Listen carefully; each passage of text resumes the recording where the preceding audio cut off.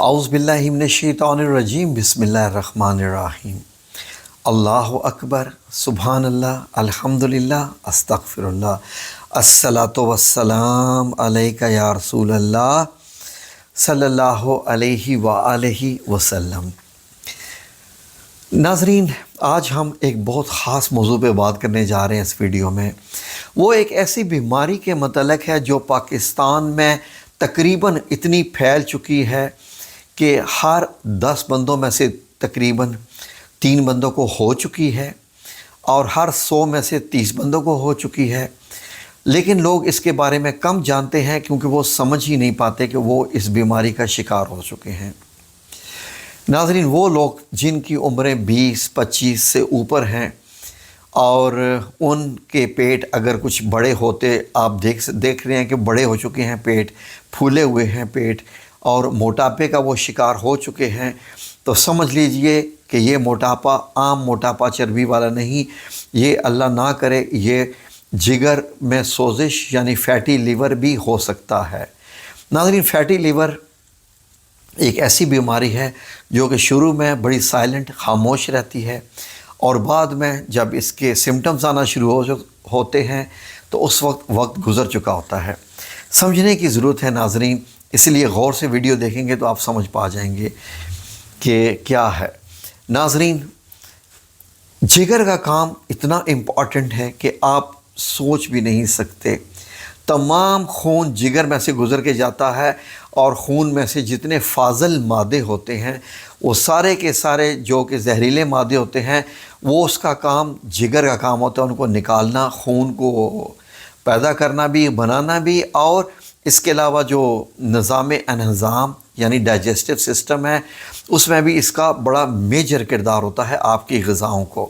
اور ہم کیا کیا غذائیں اس کی خدمت میں پیش کرتے رہتے ہیں، اسی پہ ہم بات کرنے جا رہے ہیں۔ جگر کی بیماریوں میں جو سب سے زیادہ آج کل پھیل چکی ہے وہ فیٹی لیور ہے، اور اس کے علاوہ آپ نے ہیپاٹائٹس کا نام سنا ہوگا، لیکن آج ہم صرف فیٹی لیور پہ بات کرنے جا رہے ہیں کیونکہ اس کا شکار سب سے زیادہ بندے ہیں۔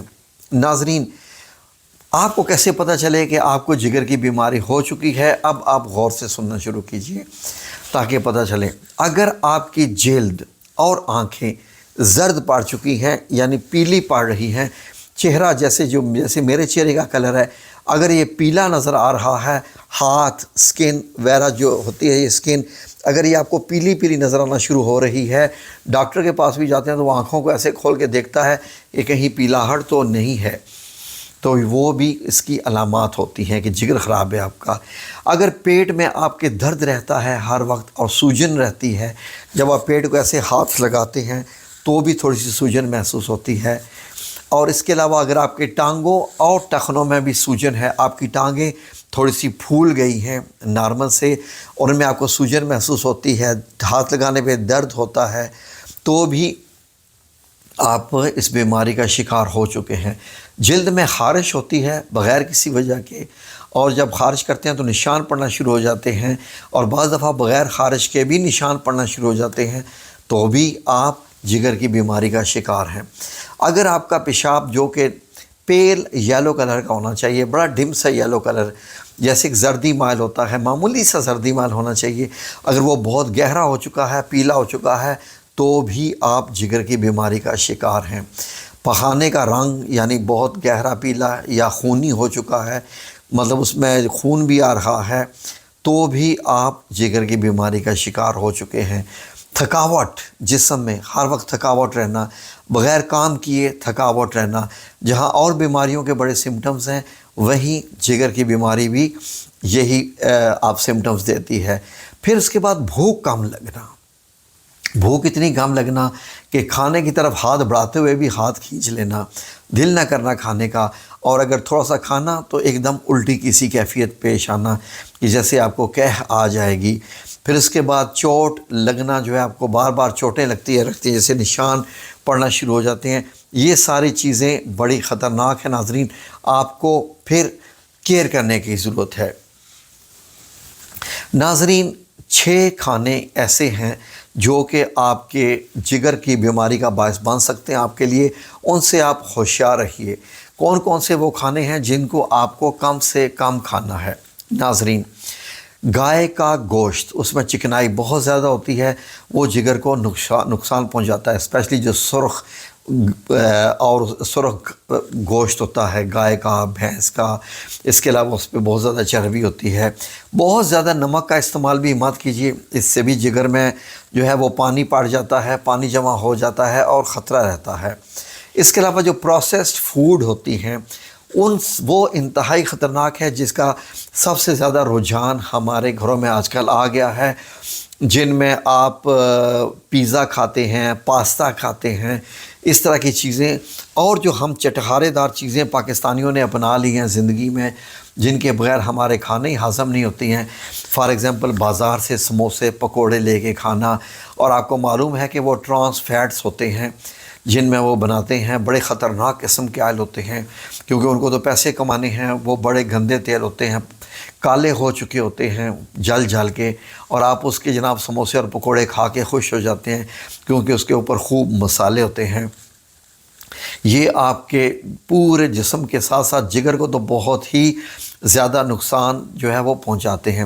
اس کے علاوہ بہت ساری جو مٹھائیاں ہوتی ہیں وہ بھی اس قسم کے نقصان پہنچاتی ہیں۔ ناظرین، دنیا میں آپ غور کیجئے کہ ہم پاکستانی اور انڈینز بھی کہہ سکتے ہیں، ہم پاکستانی ایسے اسپیشلی ہیں کہ ہم کھانوں کے تو ایسے شوقین ہیں کہ ہم کہتے ہیں جی کہ بس کھائے جاؤ اور کھائے جاؤ اور کھائے جاؤ اور مزے اڑائے جاؤ، بس یہی زندگی ہے۔ یہ نہیں پتہ کہ وہ آہستہ آہستہ آپ کو موت کی وادی میں لے کے جا رہے ہوتے ہیں، اتنے زیادہ کھانے۔ ہمارے ہاں تو الٹا ہوتا ہے، ہمارے ہاں یہ ہوتا ہے کہ جب بندہ موٹا ہوتا جاتا ہے تو گھر والے کہنا شروع ہو جاتے ہیں جی کہ ہاں جی اب پتہ چل رہا ہے نا کسی کھاتے پیتے گھرانے کا ہے۔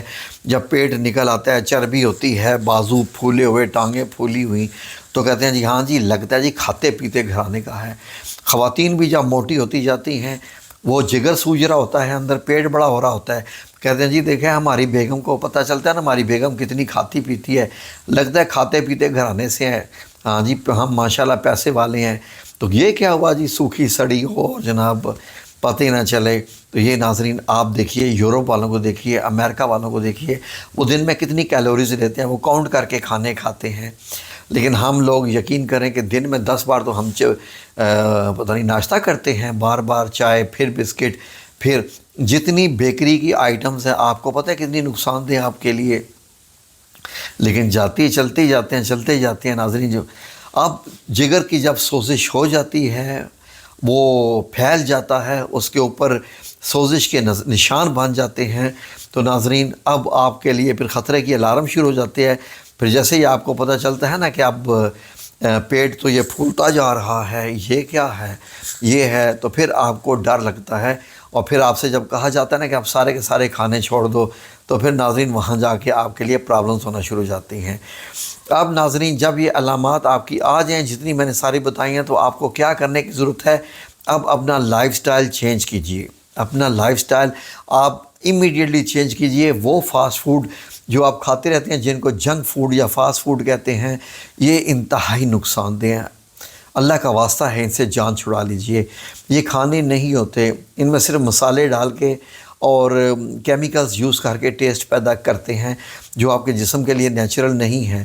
ان میں بہت ساری چیزیں آرگینکس نہیں ہیں کہ آپ کھائیں اور آپ کے جسم میں جو ہے وہ آپ کی صحت بنے۔ یہ سب موٹاپا سب سے بڑے اٹسیلف یہ ایک بہت بڑی بیماری ہے۔ ہمارے ہاں پاکستان میں چینی سے بنی ہوئی اتنی چیزیں استعمال ہوتی ہیں، ہر چیز ہی چینی، بسکٹ لائیں چینی، یہ کھائیں چینی، مٹھائیوں کی چینی، پھر آپ جو سافٹ ڈرنکس پیتے ہیں ان میں کتنی چینی ہوتی ہے، اس پہ ایک علیحدہ ویڈیو بن سکتی ہے۔ تو یہ ساری چیزیں انتہائی نقصان دہ ہیں، آپ کو یہ چیزیں چھوڑنی پڑیں گی۔ اور بچے آج کل ہمارے ایسے شوقین ہو چکے ہیں بیکری آئٹمز کے اور چپس وغیرہ کے، ان کو نہیں معلوم کہ یہ ان کی زندگی میں آنے والی زندگی کے لیے کتنے نقصان دہ ہو سکتے ہیں۔ اس سے آپ یقین کریں کہ جتنی جلدی پیچھا چھڑا سکتے ہیں چھڑائیے۔ اب آ جائیں اس کے علاج کی طرف۔ گھریلو علاج کیا کر سکتے ہیں؟ ناظرین آپ نے کیا کرنا ہے؟ سب سے پہلے روزانہ صبح، اگر میں ابھی ہیپاٹائٹس کی بات نہیں کر رہا، یہ فیٹی لیور کی بات کر رہا ہوں، جن کا جگر سوجا ہوا ہے اور سوزش آ چکی ہے، پیٹ پھولا ہوا ہے، روزانہ ایک کھانے کا چمچ نیم گرم پانی میں کھانے کا چمچ شہد کا نیم گرم پانی میں ڈال کے آپ کو پینا ہے ڈیلی۔ نہار منہ پی لیجئے، زیادہ بہتر ہے۔ روزانہ 5 پتے پودینے کا قہوہ آپ نے پینا ہے۔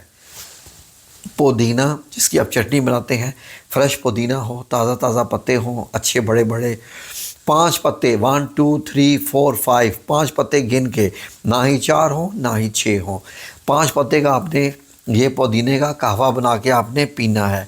پھر ایک درخت ہوتا تھا پچھلے زمانے میں کیا، آج سے 20-30 سال پہلے، اب بھی ہے، اس کو کہتے ہیں لسوڑے کا درخت۔ یہ گاؤں دیہات میں آپ کو خوب ملتا ہے۔ اس پہ گول گول لسوڑے لگتے ہیں۔ لسوڑا ایسے گول ہوتا ہے کہ اس کی بڑی شائنی سی ہوتی ہے، جو اس کے پرت ہوتی ہے یہ گول گول ہوتا ہے، بالکل شروع میں گرین ہوتا ہے، جب پکنا شروع ہوتا ہے تو پیل یلو سا ہو جاتا ہے، جیسے آف وائٹ کلر ہوتا ہے، اور تھوڑا سا ڈارک بھی ہو سکتا ہے۔ جب اس کو لسوڑے سے کاٹیں تو یہ ایسے چپکتا ہے، انتہائی زیادہ چپکتا ہے۔ 2 لسوڑے روزانہ کھانے ہیں۔ اب آپ کہیں گے یہ ملے گا کہاں سے؟ اگر آپ کو مل جائے، کسی کے گھر لگا ہو، کسی گلی میں لگا ہو، تو اس کو ہاتھ جوڑ لیں کہ بھائی میں نے لسوڑے اتارنے ہیں، میرے لیے یہ بہت بڑی دوائی ہے۔ تو 2 لسوڑے روزانہ کھانے ہیں۔ اگر آپ کو نہیں ملتا تو اس کا حل بھی ہے، جائیے پنساریوں کے پاس، پنساریوں سے کہیے جی کہ مجھے لسوڑوں کا اچار دے دو، اس کا اچار ملتا ہے۔ اچار آپ کو بآسانی مل جائے گا پنساریوں کے پاس۔ تو کیا کرنا ہے آپ نے، اچار سے روزانہ 2 لسوڑے نکال کے دھو کے، باقاعدہ دھو کے، اس کے اوپر سے سارے مسالے اتر جائیں، کیونکہ اس کے اوپر مسالے نمک وغیرہ بھی لگا ہوتا ہے، وہ دھو کے وہ آپ نے 2 لسوڑے کھانے ہیں، اور بیج اس کا پھینک دینا ہے، اس کے اندر سے گول بیج نکلتا ہے، یہ آپ نے کھانے ہیں۔ تو پھر دیکھیے اللہ رب العزت کیسے آپ کے ساتھ بہتری کرے گا۔